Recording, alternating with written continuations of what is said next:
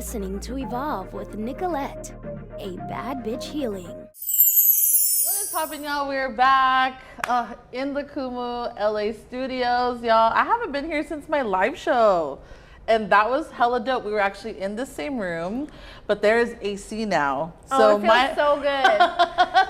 Because my whole audience was kind of like fanning themselves, and I was like, I'm so sorry, y'all. This is what it is, and it's okay. But I'm so glad you're here. Me too. Thank you for being here with me. And I kind of, I've been wanting to like reach out throughout the week, but I was like, I want this convo to be as organic, because then we'll start talking, and then it'll be like, yes, we're at an hour, and then we're at an hour 30. It's like, oh shit, we should have hit record since the beginning. But first, let's do a proper introduction. First of all, we got Christina Vivit in the house. Not only is she a doctor in physical therapy, did I say that correct? Mm-hmm. Okay. A life coach, okay, a speaker, and the host of BIPOC Rising. Check it out. Check it out. She's on a break right now, but she'll be back. Yes, but catch up on all the episodes. Yes. I love it. Listen, thank you. And I told you, and your eyes kind of widened when I told you this when we first met on the phone, that I was like, I feel like you're a unicorn. I kind of felt the same way about, well, any type of Filipina who's in this like space, because Vanessa Camille, you know, I want to call her supermodel because she's on her way there, but plus size Panay model, that's dope, right? And then you being in healthcare and then still doing personal development / wellness, that is dope. Thank you. Because one of the things I grew up in my family always hearing was, I don't have time. Yes. Oh, there's not enough time. So, and that still is like a cycle that kind of continues through the generations, because now my cousins are saying that they don't have time. Absolutely. My younger friends don't have time. So let's start there, and how you got started in your healing journey and how you found the time to also pursue your career, but then, right, the passion of helping people on this side of things. Yes. Let's just start there, girl. I love that. Thank you so much for those words. It's so kind. A lot of it started from when I first went into patient care. I was solely just thinking about what types of patients do I want to serve. And I put that at the forefront of what job I took.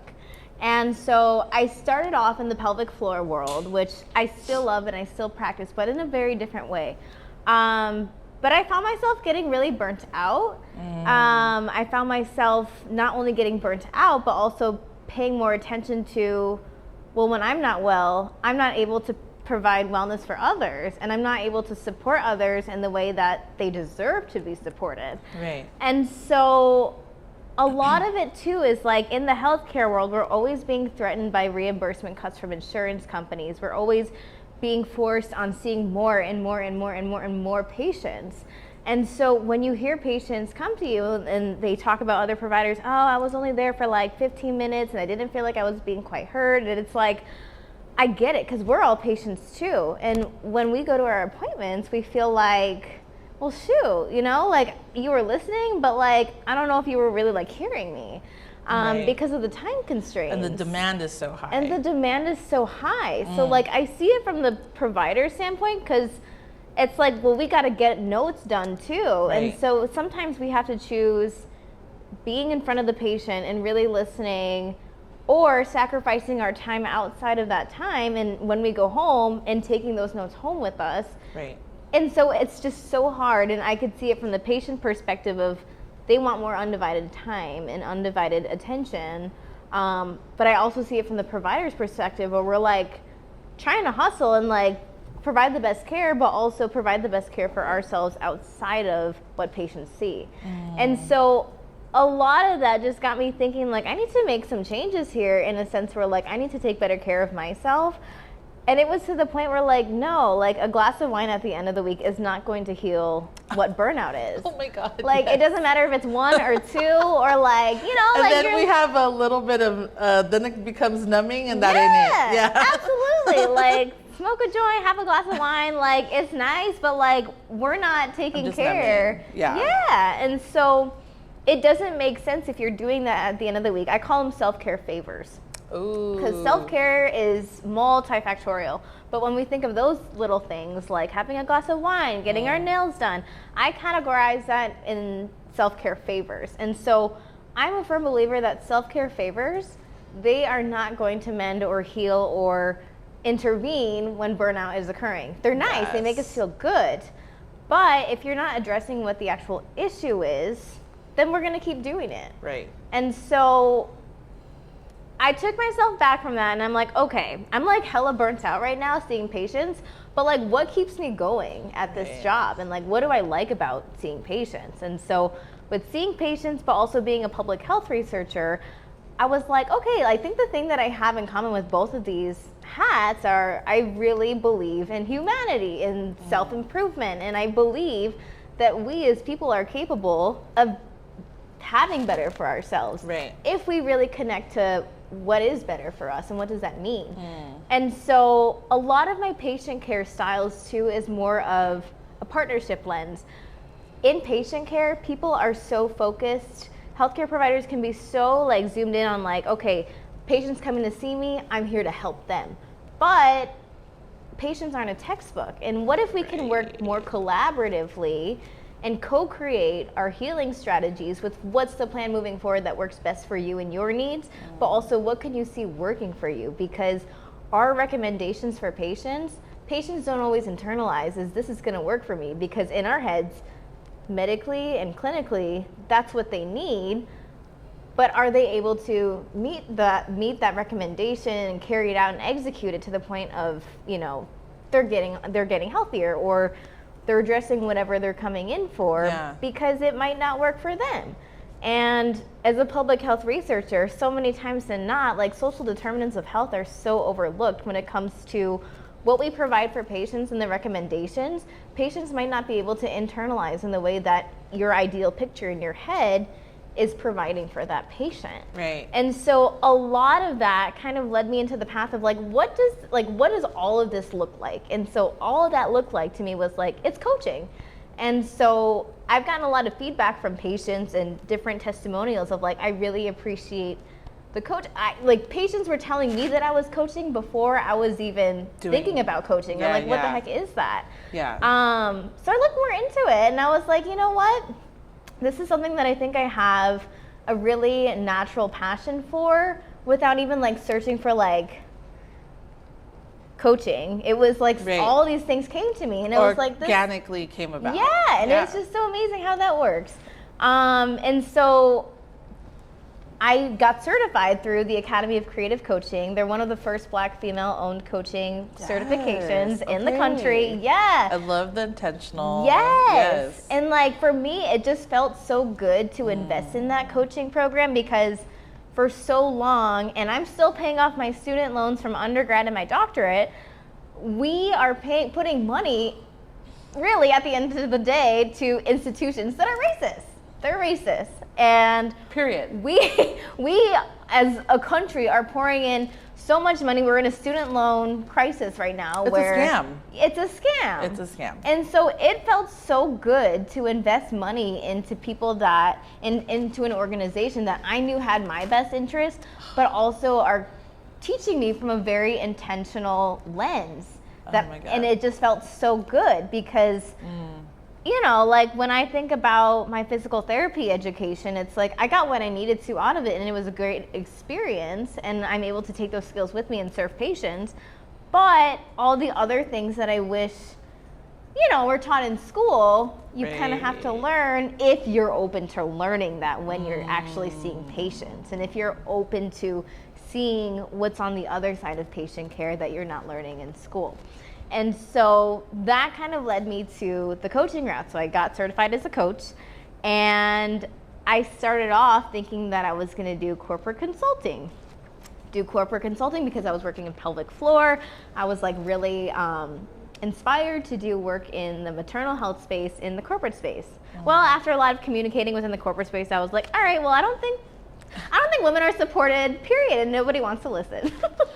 Because it's different. Like so having one of the things that I was thinking about doing was a return to work kind of coaching program for people who are coming back after their maternity leave and having them feel more supported with transitioning from maternity leave back into the office. And then how was that received? No. That's why I'm in a totally different niche right now. Right. It wasn't received well, and I was like, you know what, like, as a business owner, being flexible with and accommodating to what life is giving you and what your life is also telling you is key. And so flexibility in that is so important. And so through that, I was like, you know what, like I want to focus more on life coaching. And so through very general life coaching, I didn't really have a specific niche when I first started.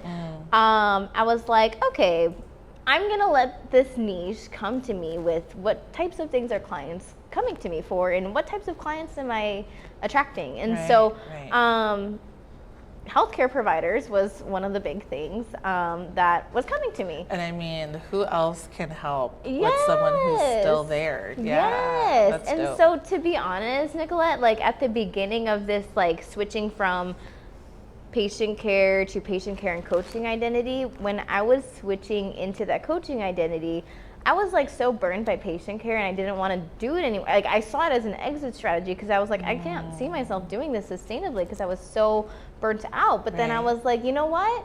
Like after working through like what works for me patient care wise, I switched fields, but I'm still doing pelvic floor, but in a very different way.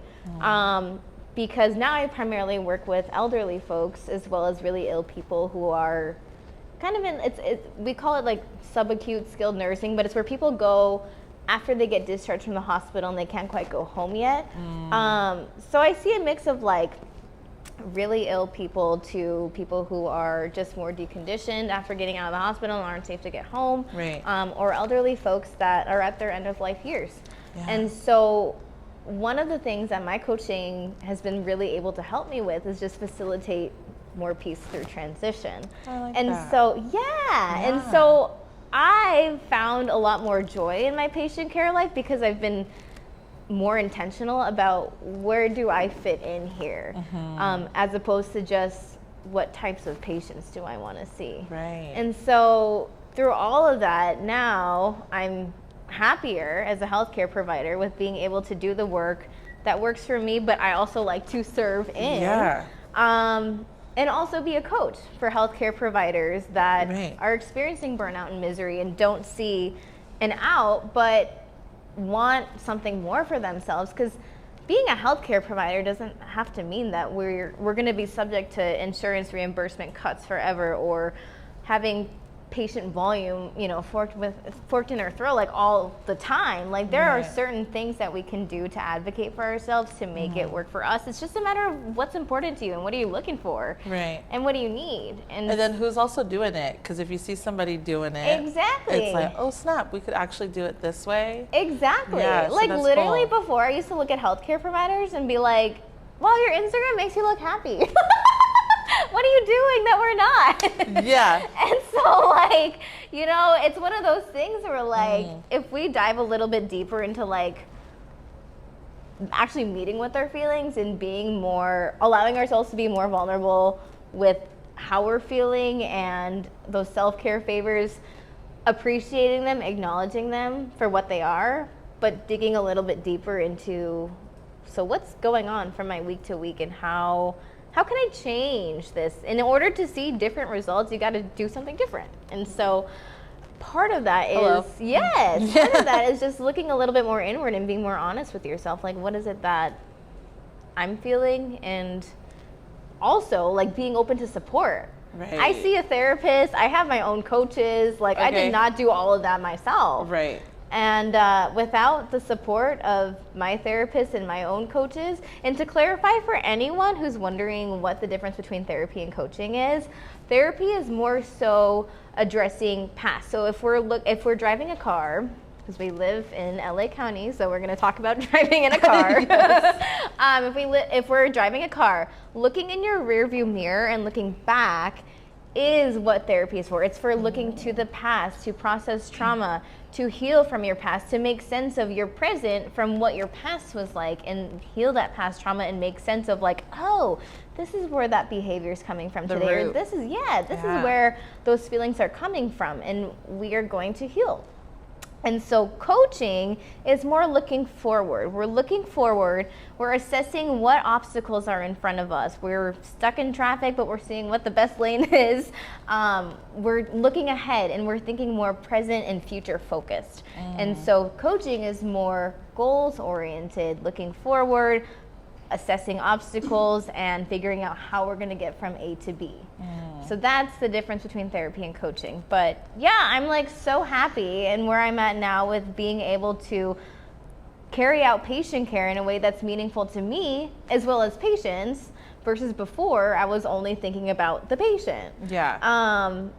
And I'm able to provide so much better care now. I'm able to provide so much of a better partnership with my patients. It's so clear. It's so much more clear. You can hear it when you speak. Yes. It's just so clear. Absolutely. And another thing too is like I've done my work, and I'm continuing to do my work and maximizing my finance strategies too, because that's another thing where like you're talking about time. Healthcare providers are like, we don't have time. We're always trading time and labor for money, and we're always going to be trading time and labor for money. But that doesn't have to be true. Right. There are ways, again, it all comes back to what your goals are and where your needs lie in order to figure out what type of finance strategies do you either need to read more up on, get more support, or, actually internalize for yourself. Right. And so for me, it's like, of course, as a healthcare provider, the whole idea of the time and money and trading that for labor, growing my passive income strategies has been another form of income that I've been trying to grow. About it. Yes.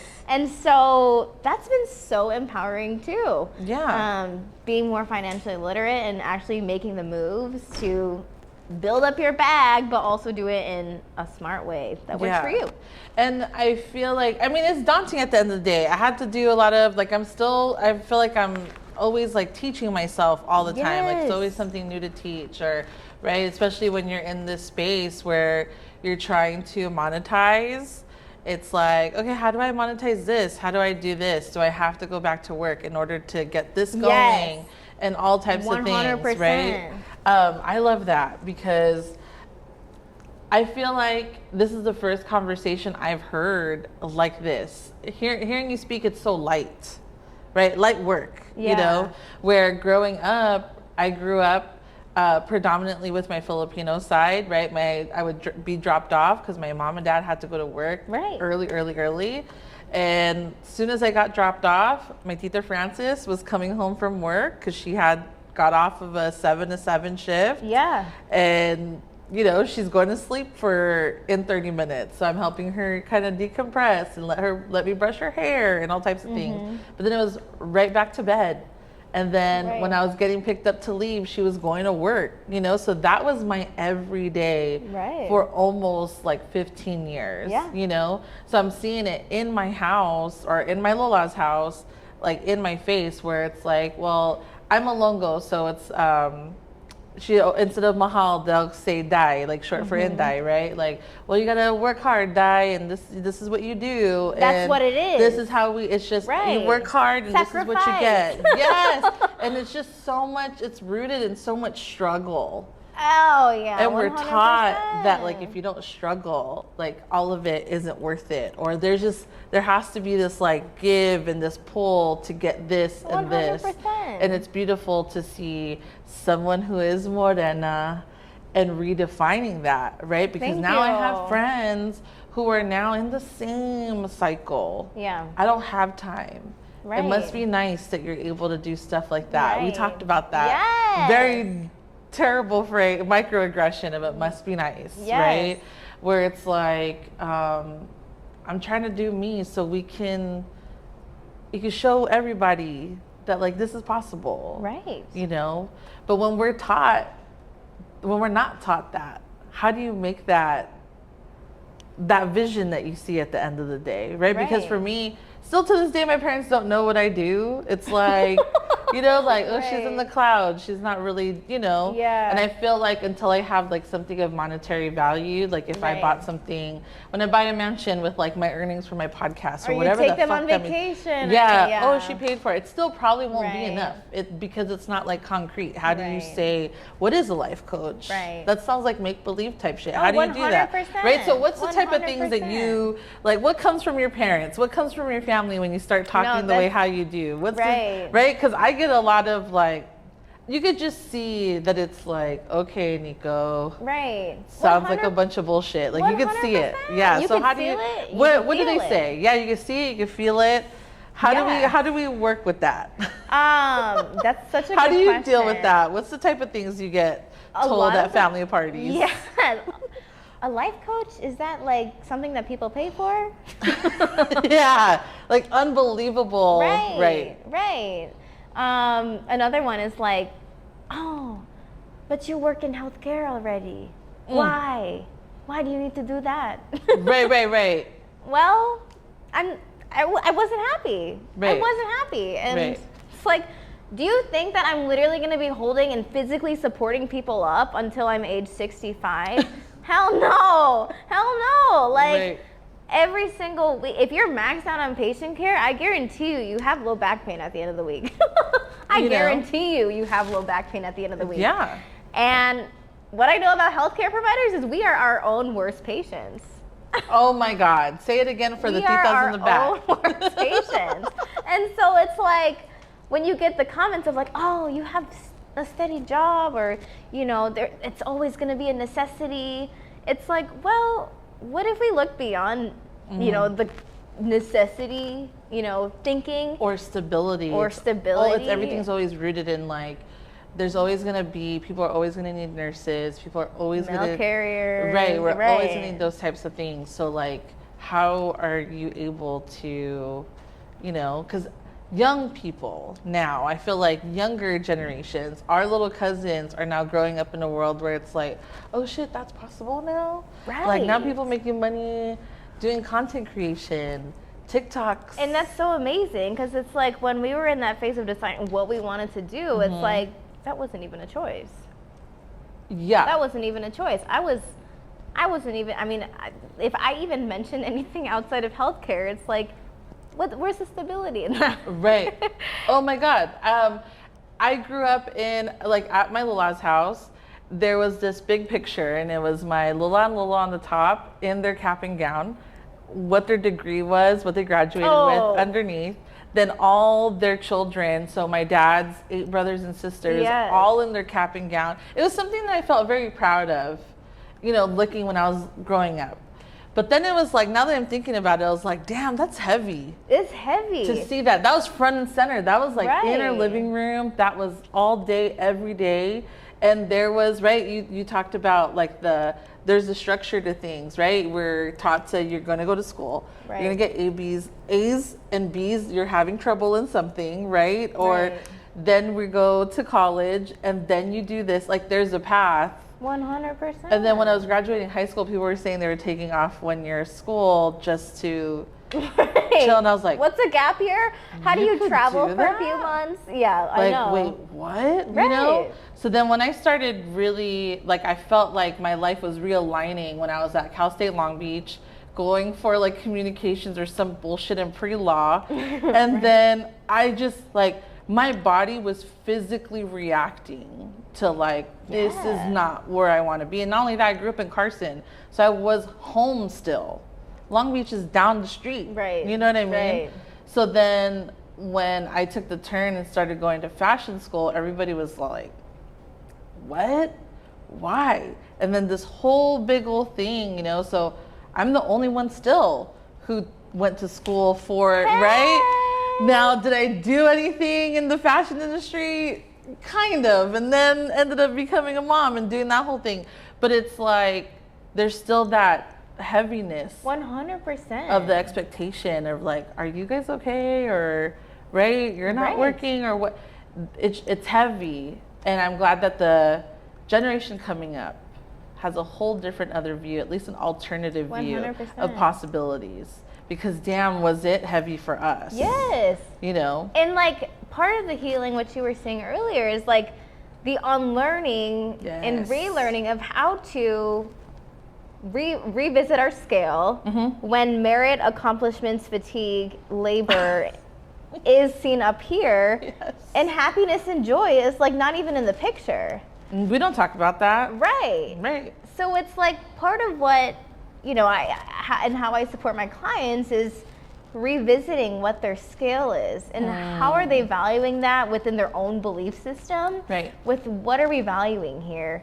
And if you value those things still, that's okay. That's your journey, and if that fulfills you and brings you that joy here, then that's okay. Yeah. But it's really good to revisit those belief systems and skills within ourselves because it helps us bring it back to within us as opposed to what was expected of us. Because we carry that. We carry that deep. We carry that heavy. Generationally passed. Yes. And so I'm here to challenge my clients in rethinking that and really putting themselves at the center of it and seeing where do you stand. And happiness and joy could also come with the labor and all of that, but it might look different for you than what you're doing right now. Yeah. And you can make that work better for you if we look a little bit more into what your needs are and what are some steps that we can take to move forward in taking those needs in and making it a reality for you. Yes. And this happiness and joy scale actually can be up here. Yes. But never in my life, as you were speaking, was joy and happiness ever discussed. No. Ever. So it kind of seems like bullshit at the end of the day when you even try to talk about it. 100%. Right? Because then it's all like, well, then they're just being lazy. Or like, what do you mean you need a break? I don't have time to rest. Or I have to work. It goes back to your family. Your family works so hard. What is your stress? Yes. It's like, that's another toxic thing too. Yes. Right. Yes. So it's like, we go through our life and sometimes people don't even separate themselves from that, ever, because we're just carrying this thing with us that we have this burden that we carry because we didn't make the sacrifice that our grandparents did, or that our great-grandparents did, or that our parents did in order for us to live the life that we're living right now. And that goes back to your comment of the must be nice. It's like, that's exactly what I was about to bring up. Exactly what I was about to bring up right now, because they're almost pissed. Yeah. And I'm talking about my parents. I'm talking about like elders being pissed that, oh, well, that must be nice that you're not struggling, or that you could do that, or that you're doing X, Y, and Z, right? Like, I just did such a nice commercial with Christian like a month or two ago, and the first thing my dad said was like, do you get paid for that? So instantly like popped my bubble and made me feel like shit the rest of the night. I just came from Christian making me feel like a damn queen walking up and down these these hallways, right? Him and Rav. And then my dad, I come home and he's like, gives me the nastiest look. Yeah. Because he saw me glammed and everything. And then he's like, where did you go? Like, oh, I went to go film a commercial for my podcast. Did you get paid for that? And the instant yuck that I felt in my mouth, Yeah. So it sucks. But I kind of felt, also too, it sucks because like we just take those on the chin. 100%. Right? 100%. You talked about the last time we spoke about the titas who are your coworkers that say the same thing to you about having a couple days off, right? So how do you, it must be nice you have a couple days off. Right. So how do we start to reframe this hustle mindset? How do we even start there? I would like for us to end on this, because I feel like our peers are listening. Our age group is listening, and 100%. Even younger, this is going to start to help them, if that.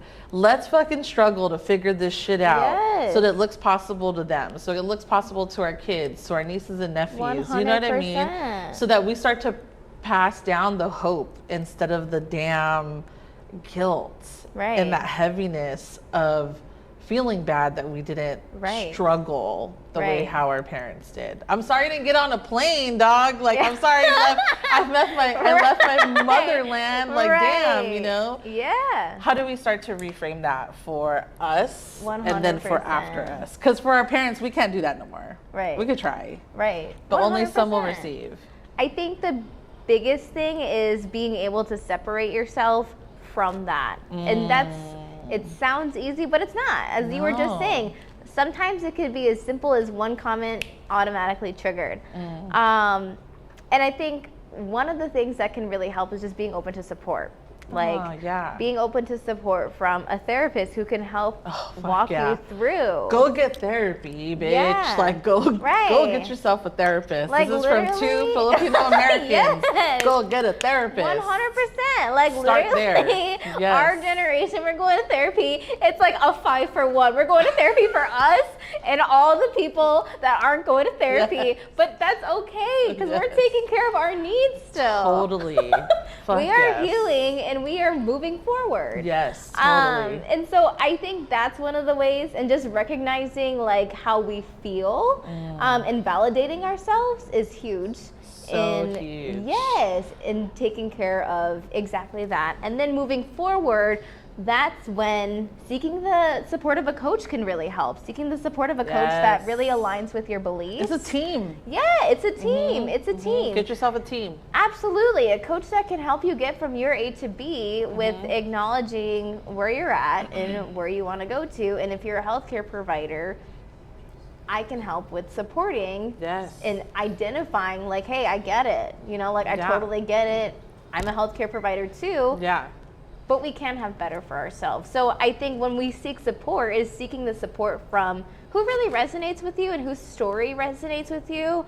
For anyone looking for a coach, don't just look for the certification or whatever is there. Yeah, who do you vibe with? Yeah, who do you vibe with? I feel like it's kind of like looking for a partner a little bit. 100%. Yeah, because when I met my therapist, I was like, oh my God, she was like God sent. Yes. Like, this is what, because she's bald, or she was bald when I met her. She had big old gauges in her ears. She had her Pendleton buttoned up to here. She's also mixed like me, Latina and Asian. I was like, I couldn't have been partnered with a better therapist. You know what I mean? 100%. The understanding is there. Totally date your therapist. And your coach. 100%. Shop around. Shop around. Yeah, I love that. Because listen, this is something that makes me feel so good. Because it's like, we're talking about it, but also doing. Yes. Right? And I feel like the more we have these conversations, the more that we, I feel like people get a lot of pressure from like social media, a lot of unrealistic expectations. 100%.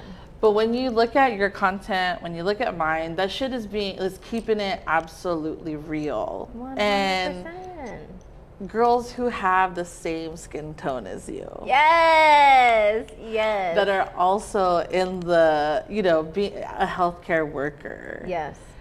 It makes it that much more possible. Absolutely. Because now I could say, whenever my homegirls who are nurses or who are doctors or, pharmacists, I could be like, when they tell me they don't have time, girl, there's people who do exactly what you do. Yeah, right. And that could help support you on having more time. Right. Right? Because I'm so sick of, we're not sleeping when we're dead. We're not doing that anymore. Oh, no. We rest now. Right. We rest now for our Lolas, our Lolos, our Titas, right? All of them. Even if they don't want us to rest. Right. We'll still do it. Exactly. Yeah. 100%. I love this. Well, I just want to say thank you so much for being here. Thank you. It went by so fast. I know. And I just want to end with this. I appreciate, I felt like when I got introduced to you, and because we're in the Kumu space, right?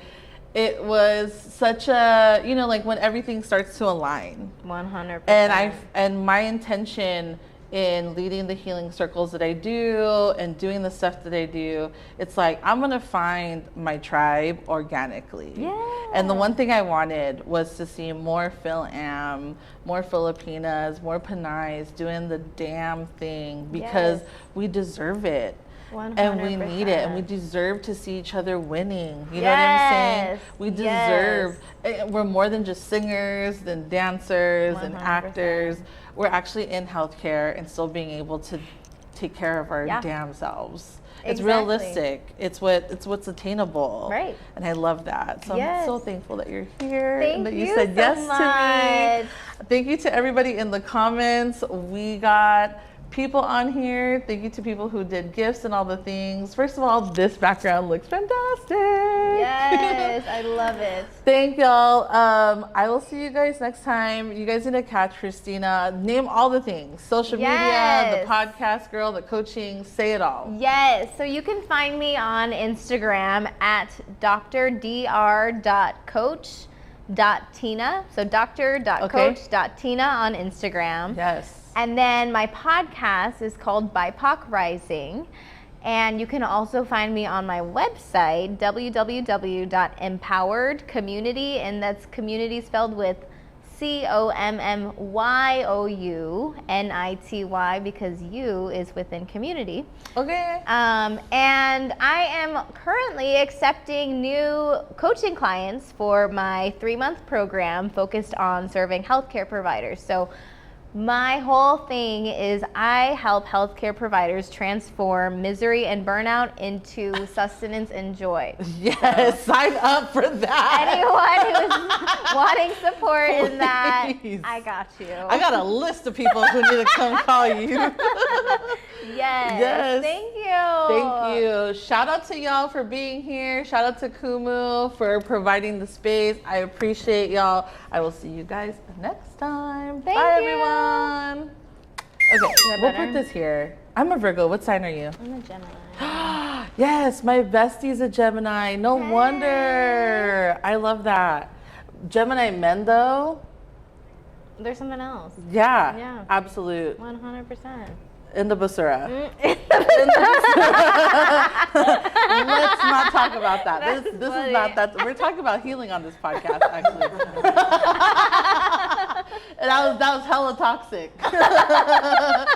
But we'll talk about that a different day, okay? It's fine.